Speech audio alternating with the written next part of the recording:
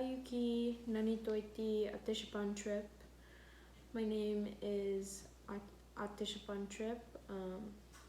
I'm here with my father today as my cultural mentor. Ayuki, my name is Emilio Tripp. I'm a medicine man for the Cudahy Mountain Dance, and we tried to get the grandpa, but I'm filling in. I do have a sore throat, so apologize for my scratchy throat. Yeah, go ahead. Yeah. So do you want to start off? Oh, I go first? Yeah. Okay. So tell me how you participate in culture and why it is important. So from a young age, I've participated in multiple ways in my culture. I participate in ceremonies.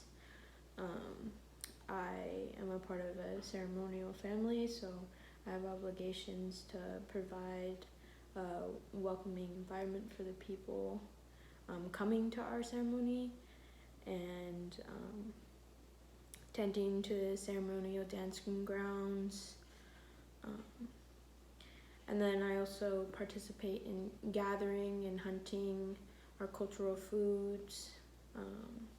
I'm a Yurok and Karuk language learner, and so these are all different aspects of culture that I've participated in, and I believe it's important to participate in culture as a young Indigenous person, because we've had our culture, taken away from us at one point, and so revitalizing and preserving our culture is something that's really important to pass down to future generations, and for future generations to take it upon ourselves to learn and listen and remember, so we can pass it on.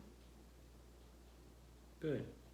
Tell me how going to school will strengthen your commitment to your culture and community. So I have maintained my grades in school in hopes of going on to college, so that I can gain my degree and come back into my community and make it a better and more positive environment for my people. And so in staying in school and encouraging my peers to stay in school as well, and empowering our future generations, I think that in and of itself is creating a better community and strengthening our community. So I think that's how I am able to strengthen our community, is by staying in school. Right. Is there anything else you would like the review committee to know about you? I would like them to know how dedicated I am to learning my culture and keeping that alive, and being able to learn all of this, so that one day I will be able to pass this down to my own family when I have one.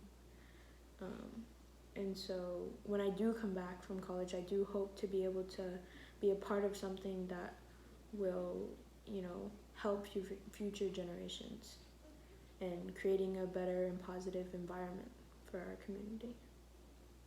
How do you balance participating in a living Indigenous culture and academic achievement? So this is something that I've obviously had to deal with, balancing the two all in my life, being in school. But I think just being dedicated to my culture and ceremonies has really helped me to balance that. Being able to have language within my school is also something that I've really has helped me, and I'm really appreciative of, because it's a way for me to incorporate my culture into my everyday life. And so that's being able to find a balance of strengthening my cultural identity while also staying in school and achieving academic excellence.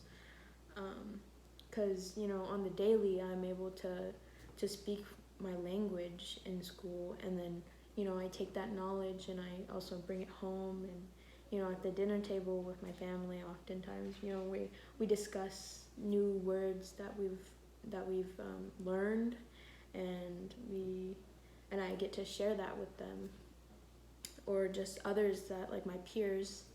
And so having found that balance and incorporating my culture into my everyday life, that it has been easier to find that balance. Good. How will you continue the revitalization of culture to ensure the transmission of culture across generations? I think this really goes along with learning. How I spoke about taking the future generations taking it upon ourselves to learn. To soak up all of this knowledge that has been offered to us by older generations. And so by me, dedicating my time to learning all of this stuff, I'll be able to pass that down to future generations and make sure that our culture stays intact, and that we're able to keep it alive, whether it be gathering our traditional foods or materials, making regalia, participating in ceremonies or having ceremonies, speaking our language. I'm making an effort to learn all of those things so that we can have all of our culture, and that I'll be able to share that with others in the future. What do you assume? So I have one more question that I'll ask you is, how do you believe that I give back to strengthen our culture and community now and in the future?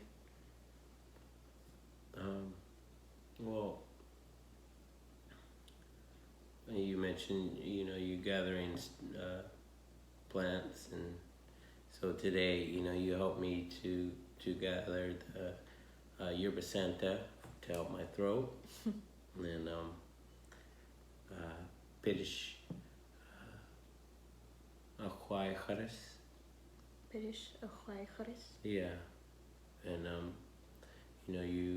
that's another thing. So gathering plants, and you always learn from your parents and others in the community about gathering different plants. Also language, you have been taking high school Yurok language.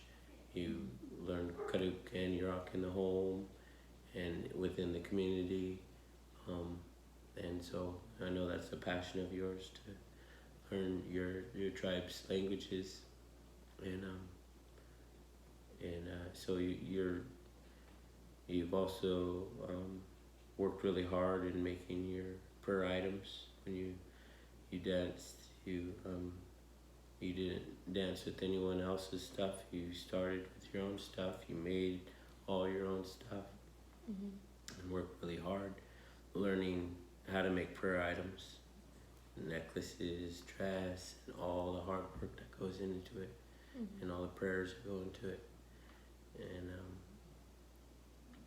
this last year, you were selected to be a medicine purity, and you were selected for how you carry yourself as a role model in the community, among your peers, and for those young ones looking up to you, and so that strength that you're going to carry on with your culture, your ceremonial involvement. So you're really growing and learning every day, and you'll be able to share that with our community in the future and younger generations that will come behind you.